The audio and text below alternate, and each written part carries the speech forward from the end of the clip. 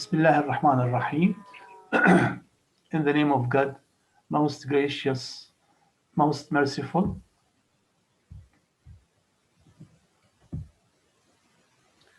I would like to welcome all students who thankfully joined this lecture.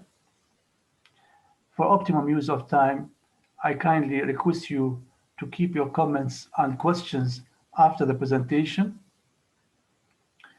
If you have urgent comment, please raise hands.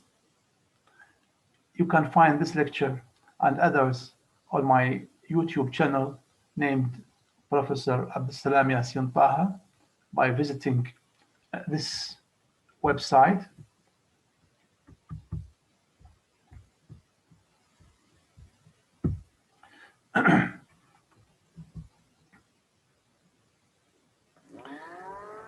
From Slemani, the beautiful city of Kurdistan region, Iraq,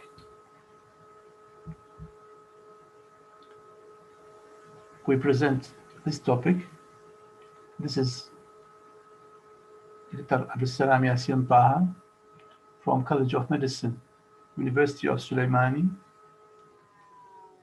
giving a talk on exposure of blood vessels in the neck and upper limb.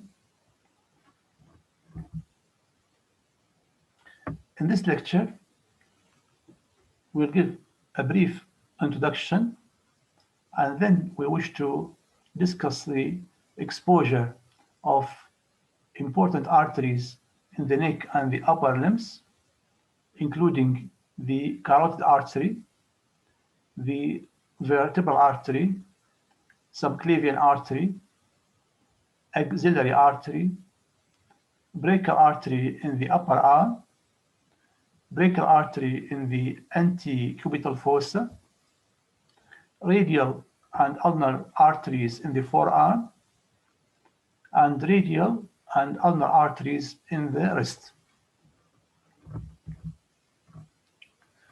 So the work of the peripheral vascular surgeon ranges widely through the anatomy of the whole body, and the vascular surgeon is required to command a wide range of anatomical knowledge. Both diseased and healthy arteries may be surprisingly be friable, and rough dissection may cause severe damage and be sufficient to jeopardize the result of the vascular reconstruction. And as you know, for every vessel in the body, there might be one or more approaches. The vascular surgeon should be familiar of these approaches, the anatomy of the area, and he should use a meticulous technique of dissection to isolate the target arteries in the shortest time with the minimum of bleeding. Lives may be lost if the vascular surgeon uses a wrong approach, because this will make the operation longer, increase the blood loss, and sometimes it is impossible to isolate and expose the required artery by using the wrong approach. Therefore, the knowledge in this lecture is very important for the vascular surgeon during his practice.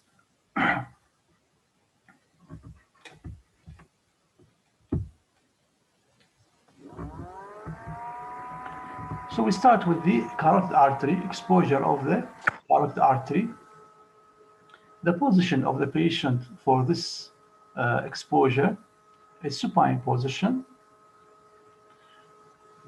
with hyperextension of the neck and tilting of the neck to the opposite side.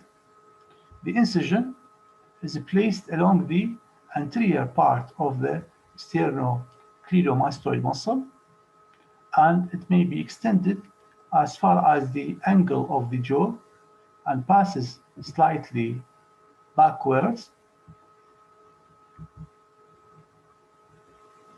After incising the skin and platysma muscle, the sternocleidomastoid muscle is displaced posteriorly, and the internal jugular vein comes into view. The anterior facial vein can be seen passing forwards. The anterior facial vein is divided, ligated and divided, and the internal jugular vein is retracted posteriorly, exposing the common carotid artery covered with a layer of areolar tissue.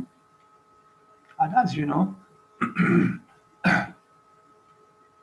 for isolation of any vessel in the body, we should use a combination of peanut dissection and sharp dissection by a scissor, and we should isolate the perivascular areolar tissue to reach the perivascular plane, and the vessel should be at least isolated from 3 directions before passing a right-angled instrument like O'Shaughnessy forceps and passing a vessel loop or tape behind the vessel.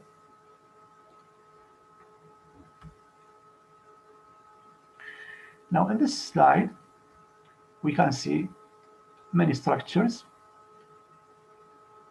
By dissecting along the medial border of the common carotid artery, the superior thyroid artery will be seen and can be encircled with a sling. Similarly, the external carotid artery can also be controlled by a sling, and care should be taken to locate the hypoglossal nerve, which crosses the vessels high up in the wound.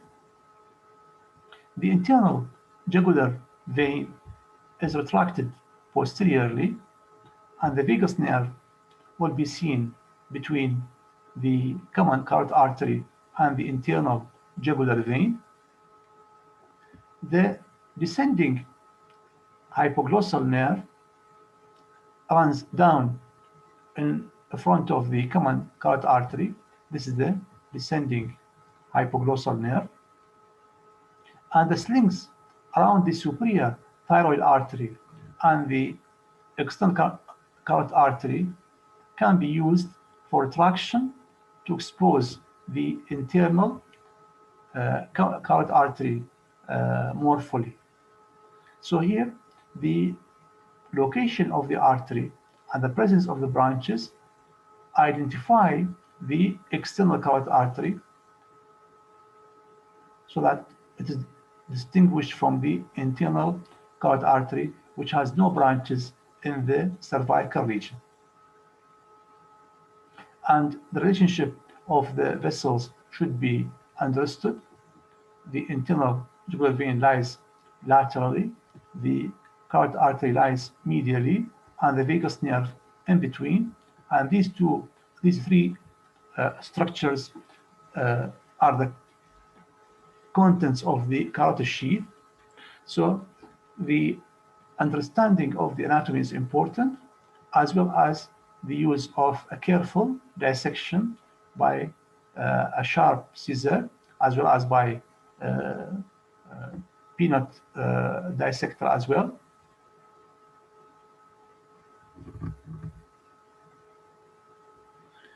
Sometimes we need additional exposure of the internal carotid artery in the region of the neck.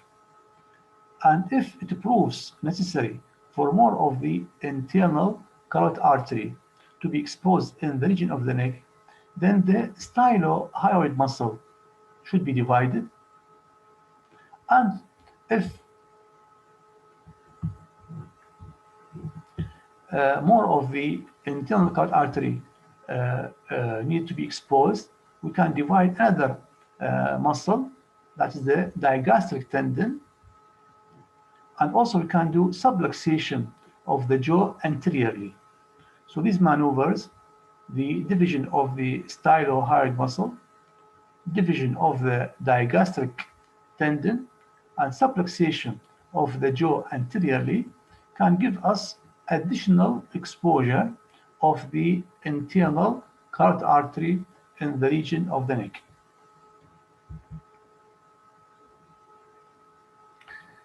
This is a look of the beautiful Slimani game city. For those who haven't visited Slimani, they can have an idea about how beautiful our city is.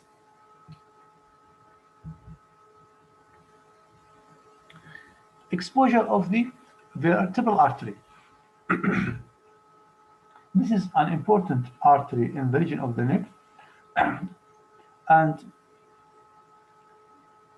we have to understand the approaches to this artery if we need to expose the vessel in an elective operation or in an emergency operation.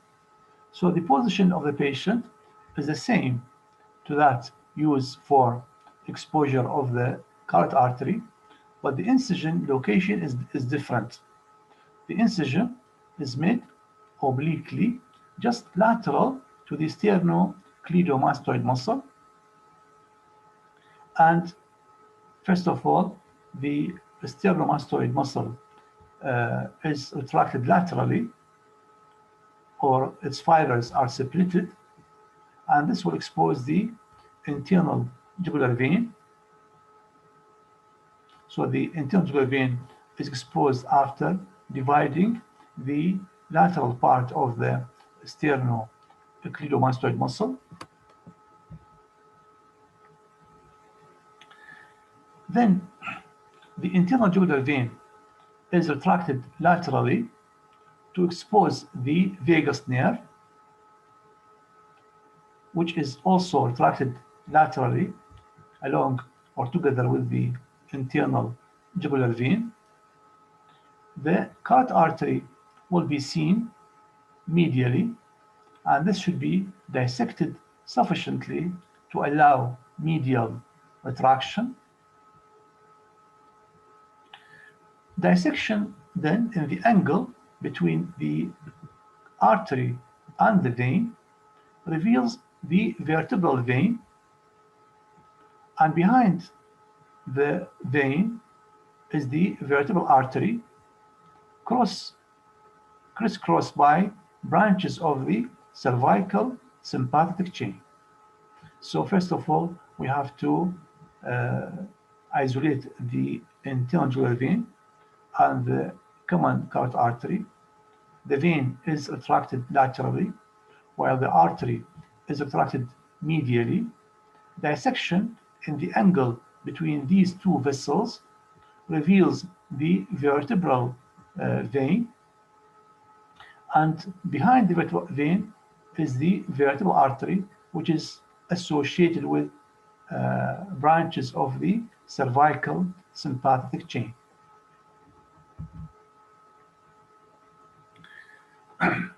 If we need to expose the proximal part of the vertebral artery, what we have to do, the vertebral vein and some elements of the sympathetic trunk are divided with downward extension of the incision to expose the lower part of the vertebral artery before it passes towards the vertebral bodies, and also to expose the subclavian artery from which the vertebral artery arises. So in order to isolate the proximal part of the vertebral artery and its origin from the subclavian artery, what we have to do, we have to extend the wound downwards, and we have to, as we said, to divide the vertebral vein, and this will reveal the vertebral artery associated with branches of the cervical sympathetic chain.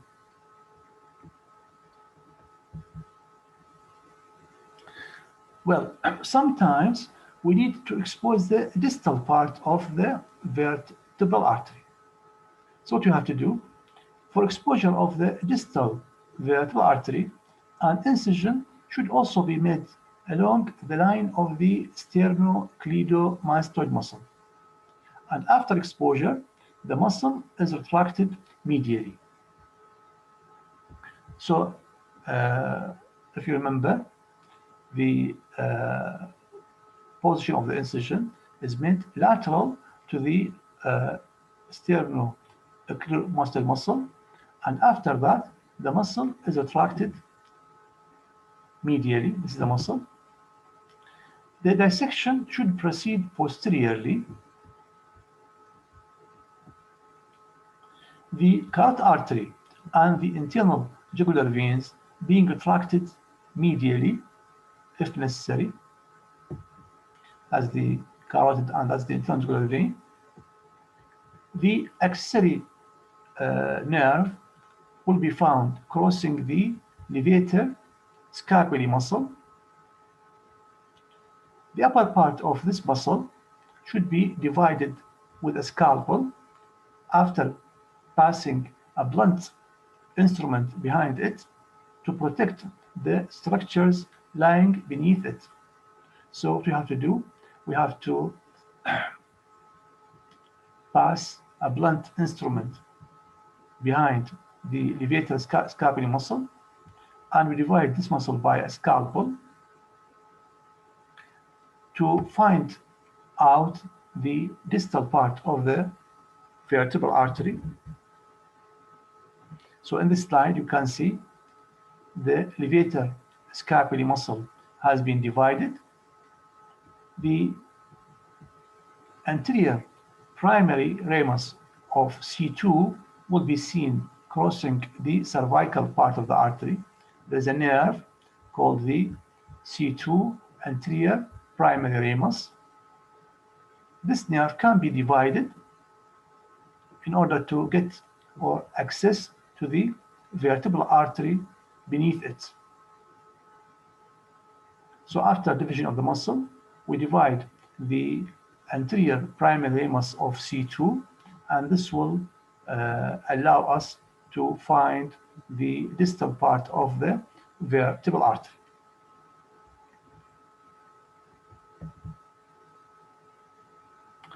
Exposure of the subclavian artery. As you know, the subclavian artery is a branch of the brachiocephalic trunk on the right side, while it is a direct branch of the arch of the aorta on the left side. Therefore, the anatomy of the right and left subclavian arteries is different. For exposure of the proximal half of the left subclavian artery, we need to do left thoracotomy, while for the right side, the exposure is different. So, an incision is made lateral to the insertion of the sternocleidomastoid muscle. The position of the patient is the same, supine position, with the neck tilted to the left side, and the incision is made lateral to the insertion of the sternocleidomastoid muscle. The platysma and fascia are dissected to reveal the omohyoid muscle, lymph nodes, and fat. The lymph nodes and fat should be displaced upwards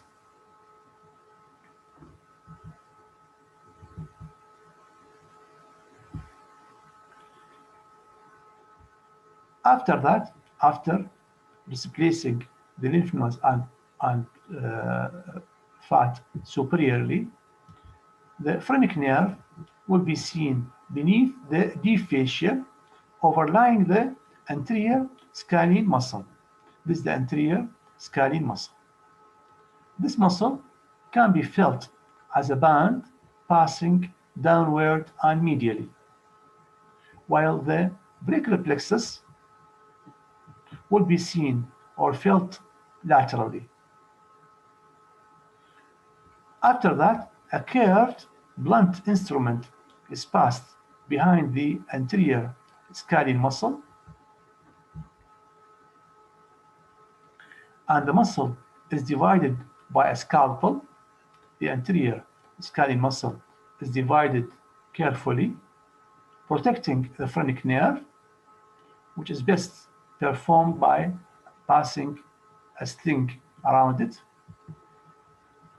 When the anterior scalene muscle is divided, the subclavian artery will be seen in the field. So division of the anterior scalene muscle reveals the subclavian artery and its suprascapular and internal mammary branches. The vertebral artery can also be seen medially.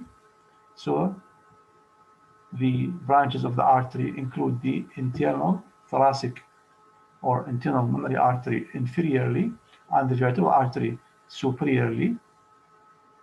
Okay, so this is the exposure of the subclavian artery, the proximal part of the subclavian. As you know from your study of anatomy, the subclavian artery continues, and at the outer border of the first rib, it changes or it continues into the axillary artery. Therefore, the distal subclavian artery and proximal axillary artery are sometimes considered as one arterial segment. So from surgical point of view, the exposure of the distal subclavian and proximal axillary artery is the same.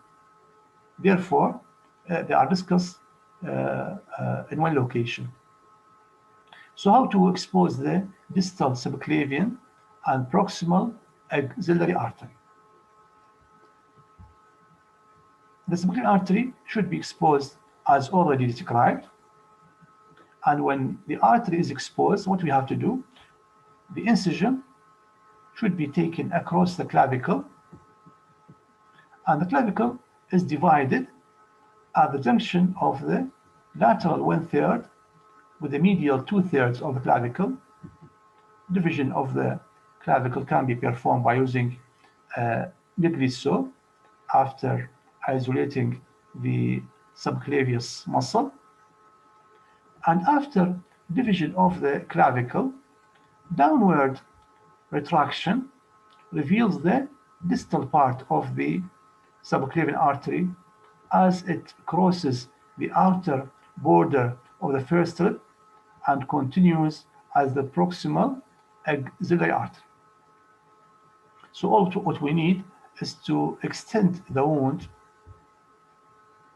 across the clavicle and divide the clavicle, and then we do retraction to reveal the artery in this location.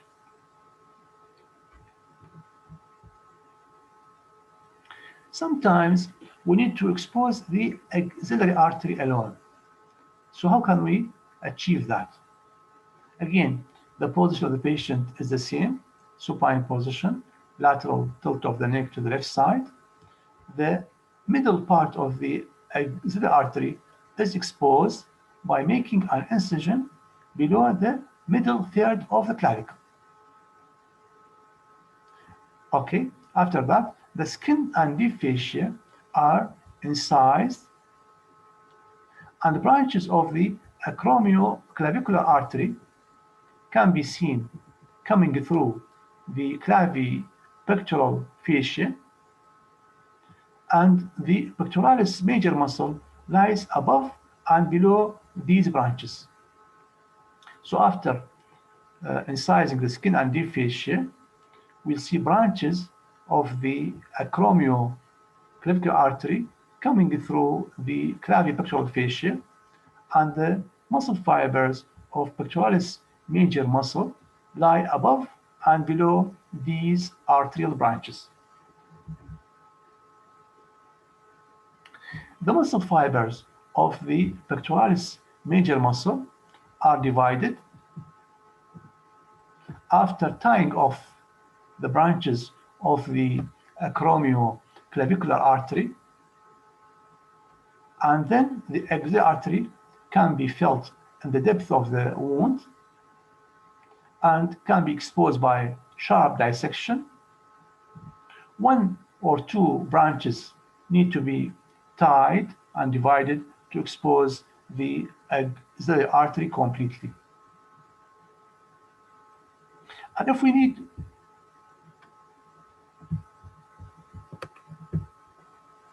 more distal exposure of the axillary artery, we need to divide the pectoralis minor muscle. So this is the pectoralis minor muscle, which lies laterally.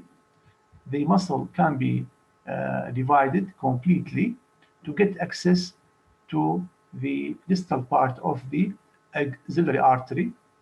And retraction, we can put a self-retaining retractor, is required to access the artery.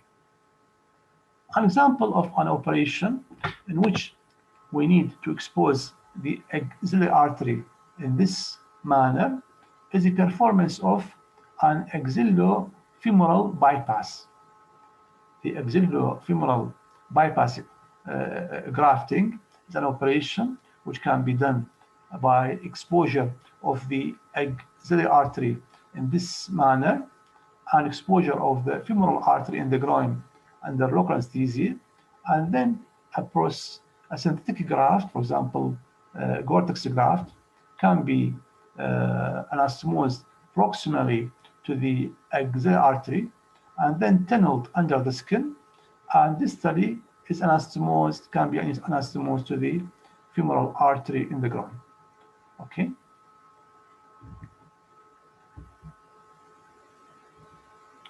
Another beautiful look of Slimani city.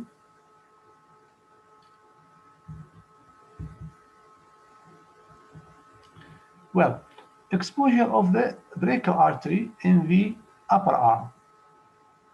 The brachial artery in the upper arm can be exposed throughout the upper arm by making an incision along the medial border of the upper arm between the biceps muscle posteriorly, the biceps muscle anteriorly and triceps muscle posteriorly. After incising the skin and deep fascia, the biceps muscle is retracted anteriorly and the triceps muscle is retracted posteriorly. The median nerve can be seen lying superior to the brachial artery.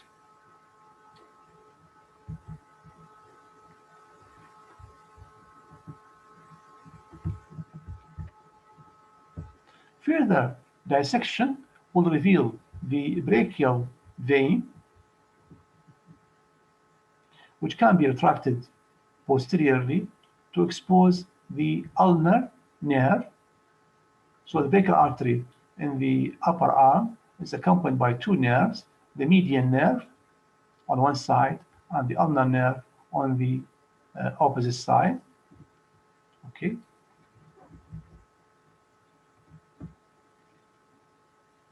Slimani Chaviland is one of the beautiful locations recommended to be seen by people who visit Slimani.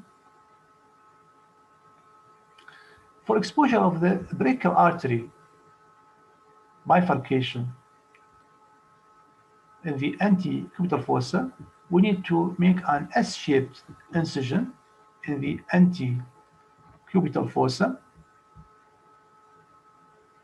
And after division of the bicipital aponeurosis, that is a bicipital aponeurosis, the brachial artery and its bifurcation into the radial and ulnar arteries will be seen where they pass between the brachioradialis muscle on one side and the flexor muscles on the opposite side. So all we need is to do dissection until we reach the bicipital aponeurosis. This aponeurosis is divided so that the brachial artery and its bifurcation will be isolated. The median nerve and basilic vein can be seen posteromedial to the artery. The basilic vein and the median nerve posteromedial to the brachial artery. Exposure of the ulnar and radial arteries in the forearm. The incisions are made on the anterior or the volar surface of the forearm.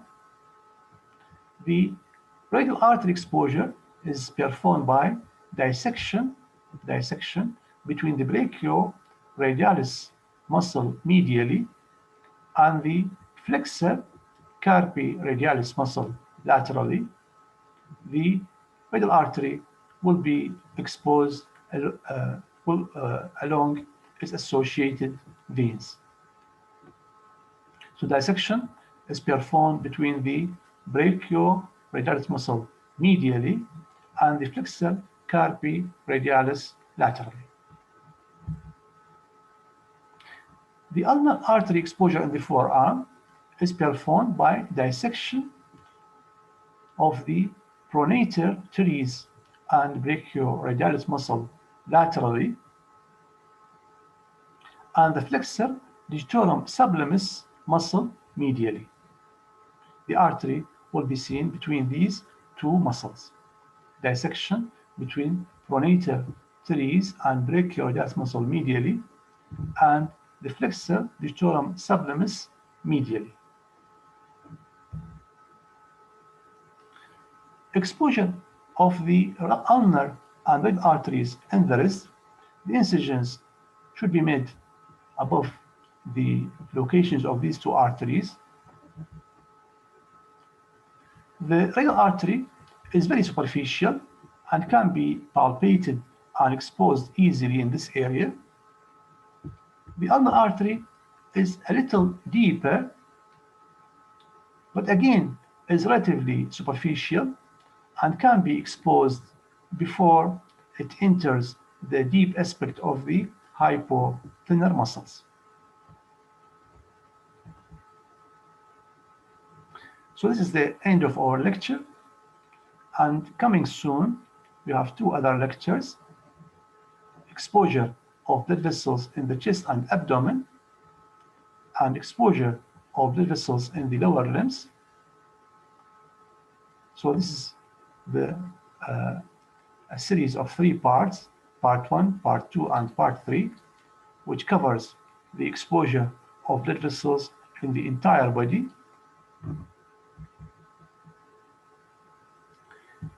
And this is the end of our lecture.